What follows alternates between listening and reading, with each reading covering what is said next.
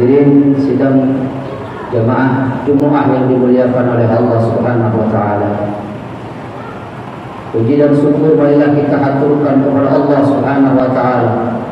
Dialah Allah Asy-Syakur yang Maha menerima amalan yang sedikit dengan membalasnya dengan balasan yang begitu berlimpah. Dialah Allah Subhanahu wa taala Asy-Syakur yang memberikan nikmat kepada hamba, lalu mengajak hambanya itu untuk menjaga dan melestarikan nikmat itu agar kekal selama-lamanya dengan cara bersyukur kepadanya. Allah memerintahkan kita bersyukur bukan karena Allah butuh ucapan terima kasih dari kita, bukan karena Allah butuh amal kebaikan kita. Allah Ghaniyyun Hamid, Dia tidak membutuhkan segala sesuatu dan Dia Maha terpuji. Allah memerintahkan kita bersyukur karena Allah senang memberikan nikmat kepada hambanya, dan Allah senang kalau hambanya itu terus berada di dalam nikmat itu. Kita diberi harta oleh Allah, syukuri harta itu, keluarkan zakatnya, keluarkan nafkah wajibnya, keluarkan sedekah dan infaknya, maka harta itu akan menjadi kekal. Di dunia akan membawa ketenangan dan kebahagiaan, di akhirat kita akan mendapatkan balasan yang sempurna di surganya. Kita diberi kesehatan, gunakan waktu yang wajib kesehatan kita untuk menunaikan yang wajib. Kalau masih ada waktu, tunaikan yang sunnah-sunnah. Terus takarrub kepada Allah, sehingga setiap detik-detik kesehatan kita itu tidak disia-siakan, akan dibalas oleh Allah Subhanahu wa taala dengan kesehatan selama-lamanya, yaitu di surganya. Allah Subhanahu wa taala anugerahkan kita kebahagiaan dalam rumah tangga. Syukuri itu. Jaga rumah tangga kita, jaga anak istri kita, jaga diri kita, jaga mereka dari perbuatan kemaksiatan. Hilangkan dosa-dosa di dalam rumah tangga kita, supaya nanti Allah menganugerahkan kepada kita rumah tangga yang bahagia selama-lamanya, yang tidak mungkin di dalamnya ada keluh kesah, yaitu kita sekeluarga masuk surganya Allah Subhanahu wa taala. Tapi manakala kita kufur, berarti kita sudah mencabut nikmat Allah itu.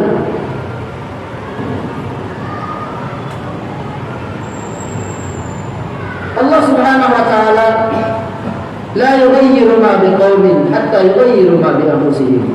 Allah tidak akan merubah nikmat yang Allah sudah berikan kepada kita, sehingga orang itu sendiri yang merubah nikmat itu menjadi azab.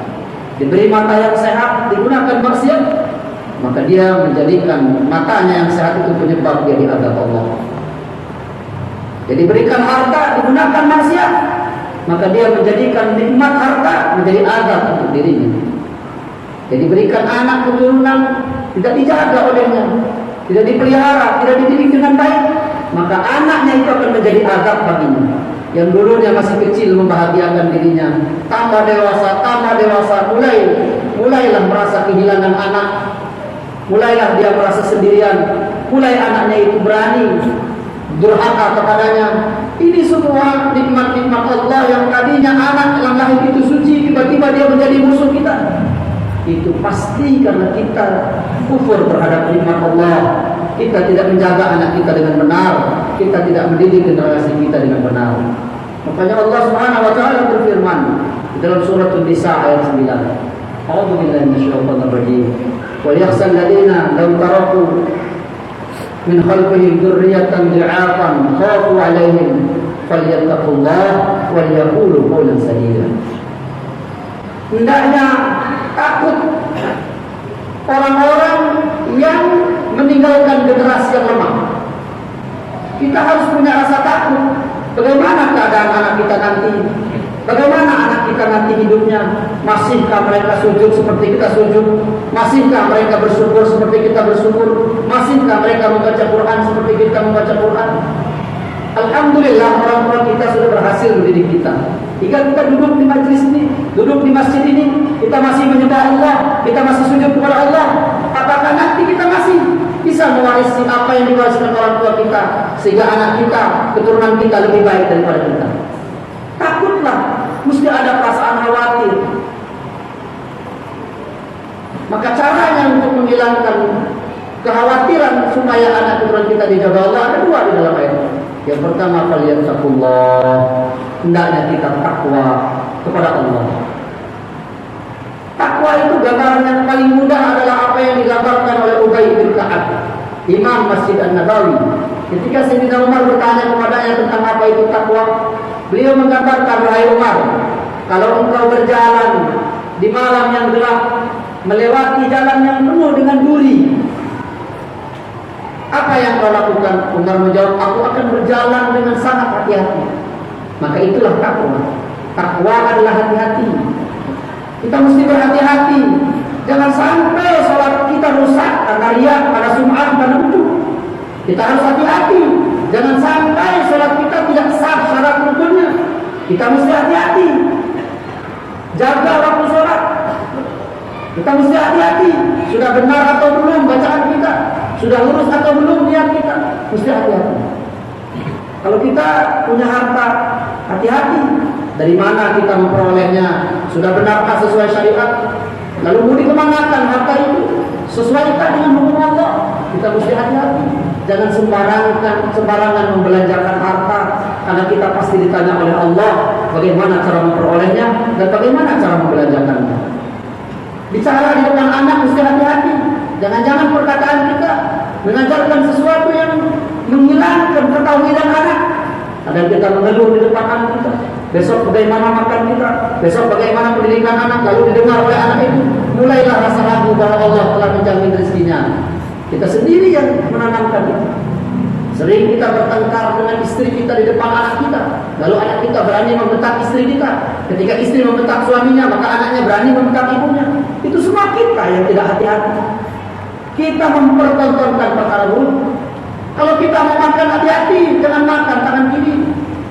Nanti dilihat anak, jangan makan sambil berdiri. Kita mesti hati-hati. Orang bertakwa itu hati-hati. Bukan karena dia dilihat Allah, bukan karena dia dilihat makhluk, tapi dia merasa dilihat oleh Allah. Inilah yang diajarkan oleh Luqmanul Hakim. Yang Allah abadikan di dalam Al-Quran. Sehingga ini mesti kita ikuti. Karena itu yang sudah terbukti bahwa dia telah berhasil mendidik anaknya.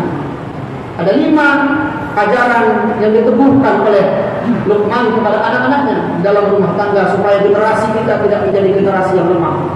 Yang pertama adalah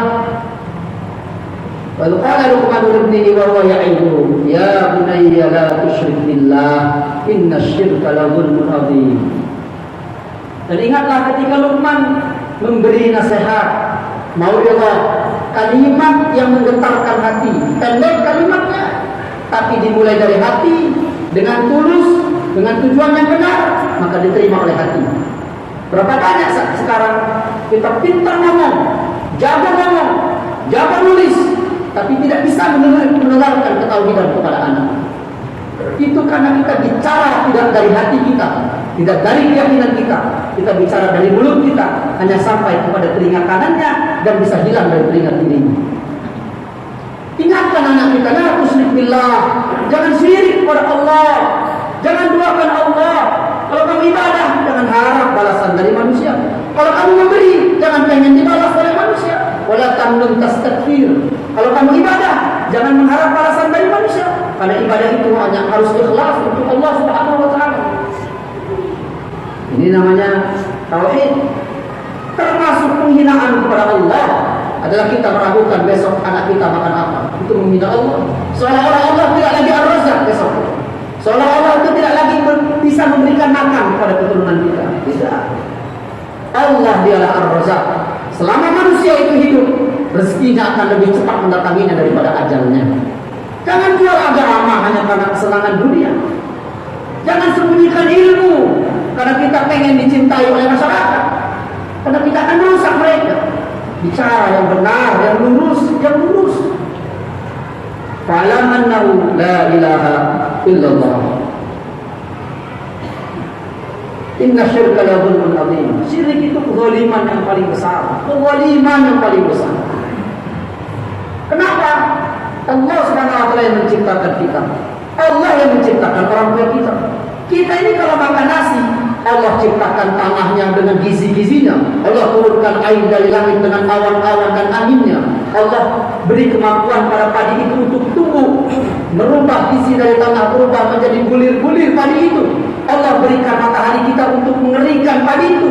Allah berikan ilmu alam sunnatullah lalu kita bisa menggiling padi itu. Allah jadikan energi lalu kita bisa masak beras itu. Lalu kita menyuapnya. Allah ciptakan gigi kita, Allah ciptakan lidah kita. Allah. Lalu kenapa kita berharap kepada makhluk dan ragu kepada Allah Subhanahu wa taala? Ajarkan itu kepada anak kita. Annahu la ilaha illallah. Kita ini sering berkata kepada anak seolah-olah kalau kita sudah tidak ada, anak kita tidak ada lagi yang menjaga. Nah, kamu bisa begini karena perjuangan ayah. Nah, kamu bisa begini karena ibu kamu begini. Padahal berapa banyak seorang anak menjadi lebih mulia setelah dia menjadi yatim karena ayahnya, ibunya tidak mengenal Allah Subhanahu wa taala. Ajaran yang selanjutnya adalah muraqabah.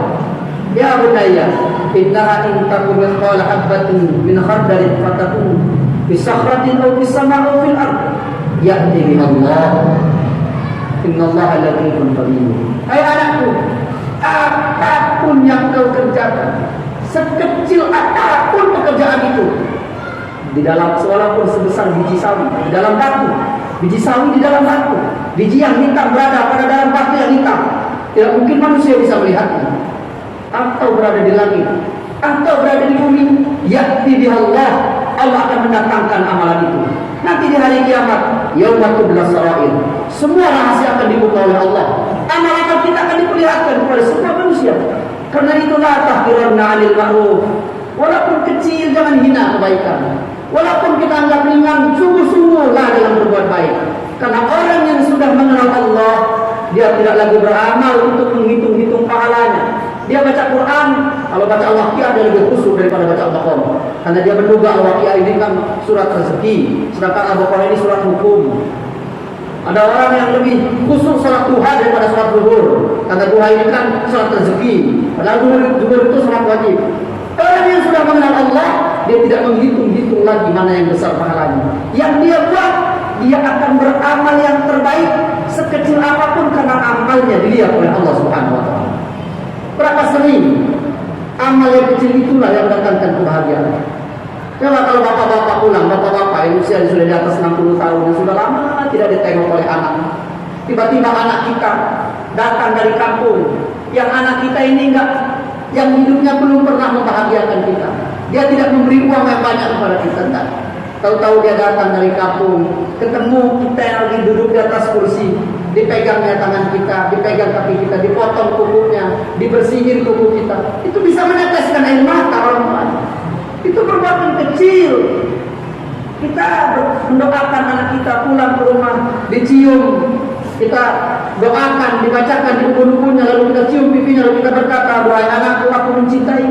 Itu mendatangkan kebahagiaan kepada kita pulang, lalu kita peluk istri kita cium istri kita cium bubu-bubunya, lalu kita berkata, "Istriku, terima kasih kau telah menjadi istriku selama ini." Akan berbunga-bunga hati. Perkara yang kecil, lakukan yang terbaik, karena sesungguhnya diketahui oleh Allah Subhanahu wa taala, Allah akan membalasnya. Zikir pada sholat hanya 33. Itu hanya 1-2 menit. Tapi kerjakan dengan bagus, kerjakan dengan adab. Bacalah seolah-olah kita sedang berada di hadapan Allah, maka itu akan mendatangkan keridhaan dari Allah Subhanahu wa taala. Selanjutnya, ya bunayya aqimis shalah wa'mur bil ma'ruf wanha 'anil munkar wasbir 'ala ma asaba. Tanamkan kepada anak kita yang pertama jaga sholat. Sholat. Bagaimana anak kita itu bahagianya sholat, susahnya sholat. Sholat itu jadi hiburan. Sholat itu jadi nikmat, jadi kebahagiaan. Bukan menjadi sebuah beban buat kita. Berapa banyak di antara kita ini kalau sudah susah, sakit tidak sembuh-sembuh, atau ekonomi kita sudah susah, orang sudah banyak menjauhi kita, baru kita bangun malam sujud kepada Allah. Sungguh heran seorang hamba yang mendekatkan diri kepada Allah dengan dirantai, dengan dibelenggu. Susah dulu dia baru datang kepada Allah. Mestinya senang kita sujud, tidak. Jadi apa yang harus kita lihat, perlihatkan kepada anak kita sujud. Jadi kalau orang anak kita itu kalau melihat kita, dia tahunya kita sujud, dia tahunya kita sholat, maka nanti anak kita itu akan meniru kita. Sujud, sholat, wa'mur bil ma'ruf, terbiasalah mengajak yang baik, ajak yang baik-baik. Wanha 'anil munkar. Orang tua nggak boleh anti kritik. Ditegur anaknya, "Ma, sudah azan. Pa, sudah azan. Kok masih main handphone?" Dengar, wanha 'anil munkar. Jangan marah. Saya ini bapak kamu. Kenapa kamu ngomong begitu? Jangan marah. Wanha 'anil munkar. Nah, kalau bapakmu salah, lurus. Berapa banyak di antara kita anak yang sudah pesantren, sudah hafiz Quran, bapaknya jadi imam, tak mau ditegur sama anak. Kasih tahu masalah itu auratnya enggak nerima. Wanha 'anil munkar dimulai dari rumah, bukan di luar rumah. Tapi kebanyakan di antara kita ini sudah anti kritik dari dalam rumah kita sendiri, sedangkan kita senang sekali mengkritik orang di luar rumah. Ajak musyawarah anak-anak kita. Barangkali pemikiran mereka jauh lebih bersih, jauh lebih benar daripada pemikiran kita. Wasbir 'ala ma aswaba. Lalu ajarkan kesabaran. Manusia ini hidup sudah di dalam takdirnya. Siapapun yang duduk di tempat ini pasti pernah sakit. Siapapun yang pernah duduk di sini pasti pernah terhina. Siapapun yang duduk di sini pasti pernah fakir. Siapapun yang duduk di sini pasti kita pernah merasakan susah. Tidak akan mungkin anak kita pun tidak akan mendapatkan kesulitan dari Allah. Sedangkan para nabi saja asyaddu bala'an, yang paling berat ujiannya para nabi. Ajarin sabar. Jangan pelatan saurkan labainakum. Jangan rumah tangga yang dibentuk 20 tahun rusak karena pertengkaran 2 hari. Jangan lupakan kita pernah bersama selama sekian puluh tahun. Dulu kita bangun masjid ini bersama, kita bangun jamaah ini bersama, kita ngaji jamaah ini bersama. Lalu setelah banyak, jangan karena kesinggung 1-2 kata lalu kita bercerai, lalu kita berpisah. Jangan. Wasbir 'ala ma aswaba. Tersinggung itu biasa. Orang bicara tidak baik terhadap kita itu biasa. Bahkan Sayyidina Rasulullah, manusia tidak pernah tercela pun disela oleh manusia. Bahkan Allah yang maha baik, maha segala-galanya dicela oleh manusia. Sering kita pagi-hari mengadukan kesulitan kita seolah-olah Allah tidak memperhatikan kita. Jadi jamaah yang selanjutnya adalah ajarkan berlaku sa'il khadaka linnas, ajarkan akhlak dan adab. Jangan palingkan muka kamu dari manusia. Maksud fi masika, kalau berjalan yang santun, yang santai. Jangan kamu tidak sopan terhadap orang. Bicara yang bagus sesuai dengan, kalau akhlak itu berlaku di mana saja. Akhlak contohnya tawadhu. Akhlak contohnya senyum. Akhlak contohnya menghargai, mencintai yang muda, menghargai yang tua, itu akhlak. Kalau adab berbeda-beda setiap tempat. Di Indonesia, kalau kita cinta kepada seseorang, kita akan mencium tangannya. Di Arab, kalau dia cinta kepada seseorang, dia akan cium keningnya dan memegang janggutnya. Adab itu berbeda-beda.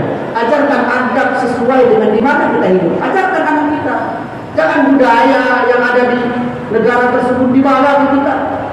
Akan menjadi masalah. Atau sepulang kita dari Arab, ada orang cium tangan, kita anggap kafir, kita anggap musyrik. Padahal itu hanya adab. Tidak ada orang yang menyembah orang lain dengan mencium tangannya, tidak ada. Itu hanya buah rasa kebahagiaan kita, kehormatan kita, melihat orang alim lalu kita ingin ambil barakah, kita cium tangan. Memang Rasulullah SAW pun pernah melakukan itu, di mana Rasulullah pernah mencium tangannya Sayyidina Umar. Rasulullah mencium tangan anak-anak kecil. Rasulullah lewat anak kecil, dia berhenti, diambil tangannya, dicium tangan anak-anak Ansor. Ini kebiasaan Rasulullah. Tapi di kita tidak jadi biasa kalau ada orang tua cium tangan anaknya. Di kita anak yang cium tangan, ini namanya adab. Jadi akhlak berlaku di mana saja. Ajarkan akhlak, ajarkan pula adab. Ini yang harus jadi kurikulum rumah tangga kita. Insya Allah, kalau ini kita jaga, nanti generasi kita menjadi generasi yang bertakwa kepada Allah, generasi yang akan menyelamat, membawa kebahagiaan buat kita di dunia wal akhirat. Mudah-mudahan Allah Subhanahu wa taala selamatkan kita semua dari fitnah dunia dan fitnah akhirat. Amin ya